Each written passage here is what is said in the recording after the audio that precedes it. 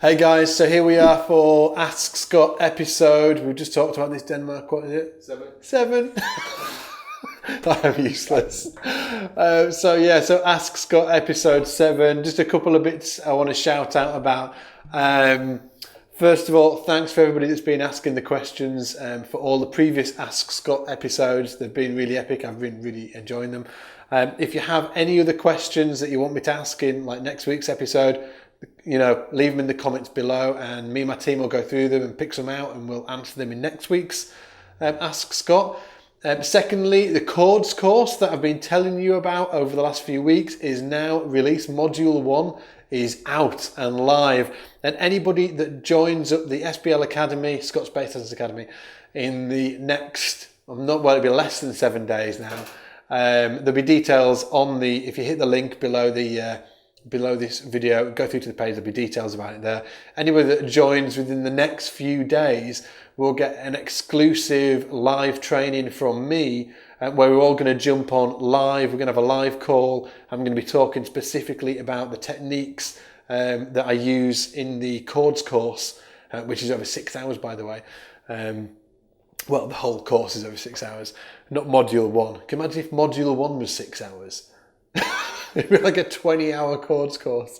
So I've lost my place now. So if you wanted, and I'm doing sort of like, it's a completely live Q&A as well. So I'm going to be doing a live Q&A with anybody that jumps on the SBL Academy in the next few days. So check it out. Again, hit the link below this video. So Ask Scott, let's get on to the first question. Yoda Skywalker asks, I know you talk about being versatile helps you get in gigs and to accept anything that comes your way, but how do you go about getting the ball rolling? It's one thing to accept anything and be open-minded, but how do you meet these musicians, bass players and band leaders in the first place? Great question, man. Great name as well, Yoda Skywalker. I wonder which film that's from.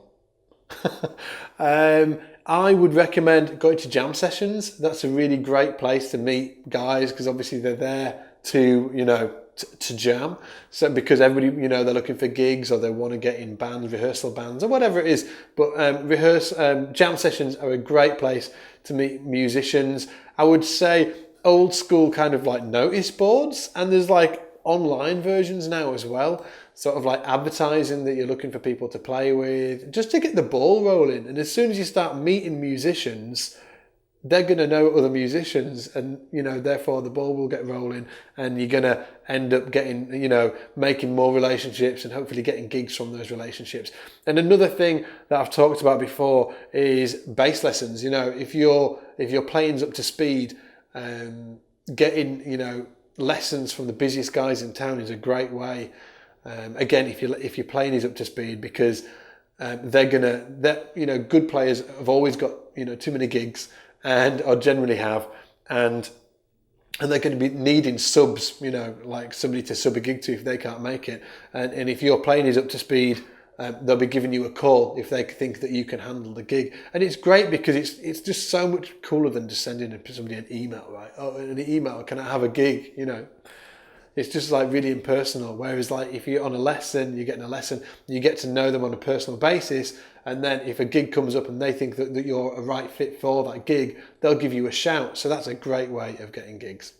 Raphael asks, I get a constant ringing in my ears from a very loud gig I did months ago. Can you give some advice to bass players on ear protection? Yeah, really sorry to hear about that, man. Like, obviously it's tinnitus, right? On ear protection, you should be using earplugs at least.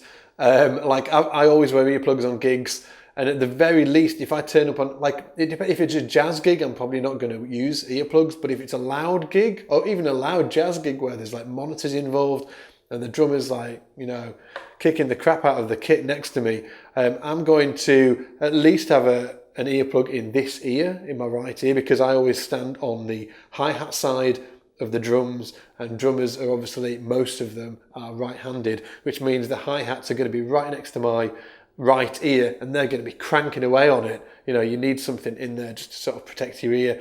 You can get posh ones that have filters in. That's what I've got. You can get them from chemists, like over in the UK, you can get them from Boots. I'm not sure about in the US, but obviously, you know, you can get them. Then there's websites you should check out as well. What else? You can get cheaper ones that look like little mushrooms. It's like 3 little mushrooms stacked on top of each other. I'm not sure what they are, but if you search for them online, you'll get them. And again, you can put different filters in there that let certain frequencies, like more frequencies through. And then you can get the old school like builder or factory style, what factory workers would use, which is like yellow sponge, and you screw it up and push that in, then that expands. That does cut out a lot of frequencies though. And then and then really old school, and I've done this on gigs where I've, you know, forgotten my earplugs. It's happened a few times. I've got into the toilet, got some toilet roll, screwed it up and, you know, torn a bit off and just sort of like put it in there in the top of my ear canal. Not too far down, obviously. I don't want any emails saying that I've got a toilet roll stuck in my ear canal. Just at the top of your ear, right?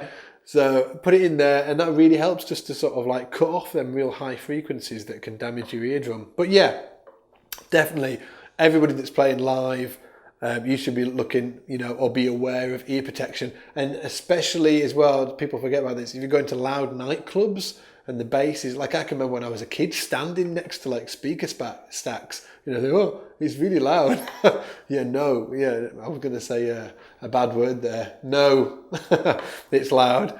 And so don't do it. Put some ear protection in and save your hearing, because these are really, really, really, if not impossible to repair. Cliff asks, hey Scott, which bass would you use on live gigs and which for studio work? Hey Cliff, it depends what got the gig done, to be honest, what was best for the gig. If it was, you know, if it was like a country style or jazz style or R&B, soul, I might be looking at the P-bass vibe. But then again, you know, a jazz bass or any, you know, other bass would work great on them gigs as well. So I'm just like talking personal preference here. So it really depends on what the gig is and what kind of sound I'm going for. Here's a really sort of like cool tip as well for you. It also depends on what the band leader wants, or the producer and the engineer want. Sometimes what you want or what I want is completely different to what they want. Okay, so for instance, I've turned up at sessions before. I rock up with like, and this specific time it was working for a really famous dance music label, and I rocked up with my like $1,500, $2,000 bass, and was handed a P-bass copy. Not even a P-bass, like a P-bass copy, sort of like $300. They were like, you're recording with that. I'm like, wicked. You know, I don't mind as long as I give them the sound that they want. I'm good. You know, that's me. I'm a happy man. And I've also heard of guys many times losing gigs because the sound that they want or they wanted for themselves wasn't what the actual band leader was looking for. The band leader was after, in one case I can think of, he was after, he really liked that Marcus Miller sound, and the guy was rocking a P-bass, and it, you know, and they just, you know, they didn't clash personally, but their visions clashed at what was right for the music. So the guy, you know, got let go, and the musical director got somebody else in. So it depends on, you know, what's going to be right for the gig for you, and what's going to be right for the gig for the people that are employing you, or, you know, whose gig it is. So two distinct different sort of like angles there, and both are really worth looking into and taking into consideration when you're gigging. But great question, man. Thanks. Matthias asks, hey Scott, here's a question. Sometimes I'm stuck in my practice routines and don't know what to practice or how to expand my workout. Is there an ideal practice schedule that you'd recommend to intermediate level players? Great question, man, and great topic. In fact, if you haven't already, I've done 2 specific videos on structuring your practice time that you can get free over at scottsbasslessons.com. They're in the toolkit area, so you just need to go to scottsbasslessons.com and access the toolkit area. You do that by signing up if you haven't already, and if you have signed up, you will have been sent an email, and in the link is the link to the toolkit area, and in the toolkit area, that's where there's those specific videos on practicing. But just to answer that now, And they're much more in depth than obviously I can do right now. But what really helps for me is scheduling blocks. I like block practice, block time practice. So I read an article on this the other day actually, that was saying that, it's the first time I've heard like people talking about the for and against block practicing. So some people really like that style of practicing. Some people like more of a kind of like free flow. Me personally, I am very free flow in my life. So if I try and bring that into my practice time, I'm just a disaster. I'll just, end up practicing, I don't know, like my favorite tunes or whatever. So for me, really structuring my practice helps. For instance, I start off with like warm-up exercises, then scales and arpeggios, and then using those scales and arpeggios in musical ways to, like, for instance, I'll work on certain tunes over, say, a month or 2 month period, certain standards. I'll always, whatever I'm practicing, I'm trying to apply it musically. So even if it's like a really crazy diminished idea,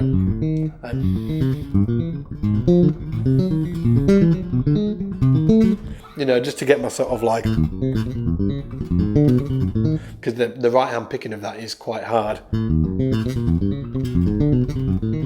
Even if I'm doing something crazy like that, right, I'm not just going to sit there and do that exercise. I might for a little bit, but then the ultimate goal is to find some musical outlet for that. It's never going to be just a technical exercise.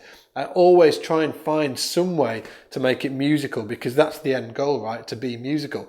So that's one thing that I'd really recommend, block practicing, but also always trying to make it musical. The next thing is keeping a practice log. Like all the girls and guys in the academy over at Scott's Bass Lessons, I'm telling them all the time, I'm like, practice log, keep a practice log, keep a practice log. In fact, there's a specific section of the forum that is just for everybody to start their own practice log. So we can sort of like see what everybody's doing. Everybody like chips in on each other's practice logs and stuff like that. But it's so, so important. And that was a really important thing for me, because without it, you can like practice for 2 months. And at the end of those 2 months, you're like, I haven't really, made any progress with my bass playing. Why? If you've not been taking a practice log, you don't know why, really. If you keep a practice log, you can look at what you've been practicing. You can look at how many hours, how many minutes you've been practicing that a day. You can strategically keep track of how your progress is going. And then if you get to the end of the 2 months and you're like, I haven't made much progress, I wonder why. Let's check the practice log out. Maybe I should alter that.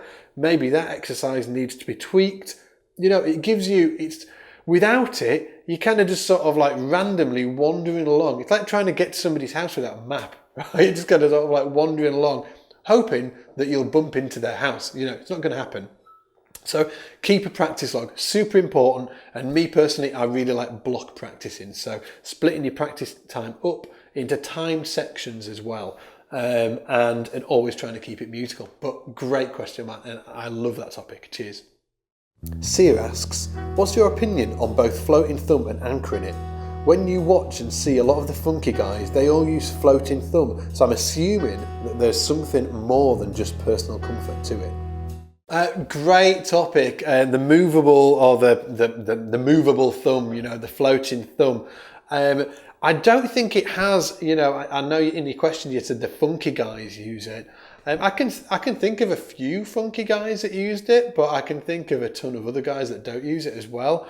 I think muting, there's 3 main ways that I know of doing it.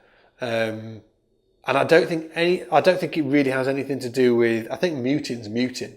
If it works, it works. I wouldn't sort of like see one guy and think, he sounds great, so that's what I'm going to do, because I can say, John Patitucci mutes with his 3rd and 4th finger of his right hand. Todd Johnson uses the floating thumb. Gary Willis, floating thumb. Hadrian Farone, I think he uses like a movable anchor. So, there's a ton of different ways of doing it. It just depends on what works for you. So what works for me is, like, the floating thumb for me really didn't work. It really felt awkward. So what I use is a movable anchor. So it's hard to see on this bass. It's better on a 5-string because obviously there's more muting goes on the 5-string. But as I move down, I kind of, it's, you know, it's not, the floating thumb for me isn't anchored anywhere. If you look at like Gary Willis when he plays, it's just kind of, it is floating, as in moving freely across like that, where I kind of always anchor my thumb on something. So for instance here I'm on the E string, I go down here, I'm on the A string, and then if I'm playing on the G string down here, on the G string I've got that anchored on the D string, so it's a movable anchor. See if I move like that.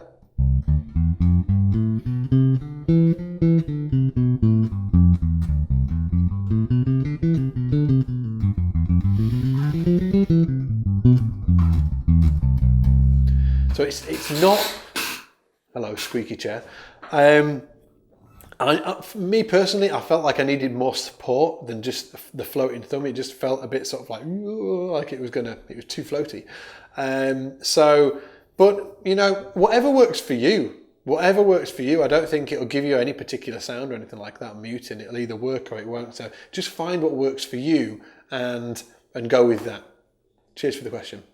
Awesome, guys. Thanks again for coming along and checking out this episode. There'll be another episode next week. Episode, 8? 8. We're on number 8 next week.